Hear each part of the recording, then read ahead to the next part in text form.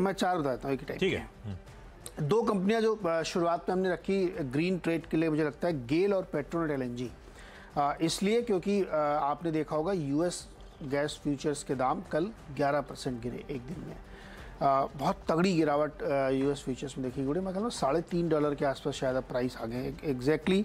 तो उसका कारण ये 2 रीज़न, कल की फॉल इसलिए भी थी क्योंकि बहुत ज़्यादा वहाँ पे निकल के नहीं आया डेटा कि विड्रॉ किया गया है, मतलब विड्रॉ इन द सेंस कि जो उनके स्टोर से कंजम्पशन का विड्रॉ किया गया, हाँ ये $3.79 के आसपास है। तो ये बहुत सिग्निफिकेंट फॉल कल भी थी। तो उसका फ़ायदा कैसे होगा इन लोगों को, क्योंकि हम जो गेल ये सब कंपनीज है ना, ये इंपोर्ट करके लाती हैं गैस और उसके बाद फिर यहाँ भारत में बेचती हैं। तो आपको याद होगा जब पिछली बार गैस के दाम बहुत ऊपर गए थे तो उन सबको बड़ा नुकसान हो रहा था क्योंकि स्पॉट प्राइसेस तो $45-50 तक चले गए थे। फ्यूचर कॉन्ट्रैक्ट में भी बहुत दिक्कत हो रही थी। यूएस जो रशियन कंपनी गैसप्रॉम, उसने डिसऑनर कर दिया था।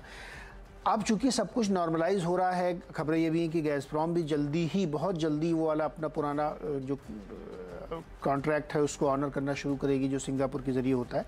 तो गेल उसमें अच्छा उसके लिए है। पेट्रोल क्यों, क्योंकि जब कोई गैस लेके आएगा, रीगैसीफाई करेगा तभी तो इनका धंधा चलेगा। जब गैस ही नहीं आ रही तो क्या करते हैं। तो इसलिए पेट्रोनेट के लिए भी अच्छी खबर है गैस के दाम गिरने से, और यूएस फ्यूचर से बेंचमार्किंग लेके हम लोग चल रहे हैं। तो ये 2 हैं। दूसरी 2 खबरें हैं आईओसी और बीपीसीएल के लिए। आईओसी बीपीसी मैंने इसलिए लिया है कि एक तो देखिए क्रूड थोड़ा सा नरम कह लें या एक रेंज में कह लें। कल भी हमने बताया था कि डिमांड अब दिसंबर में गिरने के बाद पिकअप कर रही है।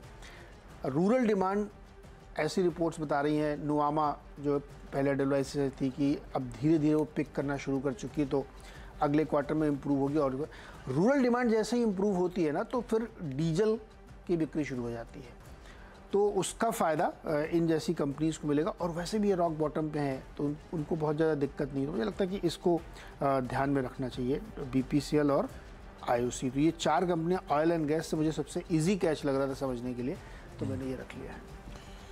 नहीं मिल रही थी खबरें तो ढूंढना शुरू करी। मेहनत करनी। तो कल सिगाची इंडस्ट्रीज का देर शाम को अपडेट आया, अच्छी है। वो क्लीन एनर्जी में दबदबा, वो डिफेंस स्पेस रिलेटेड प्रोग्राम्स में पार्टिसिपेशन, तो बिजनेस तो अच्छा।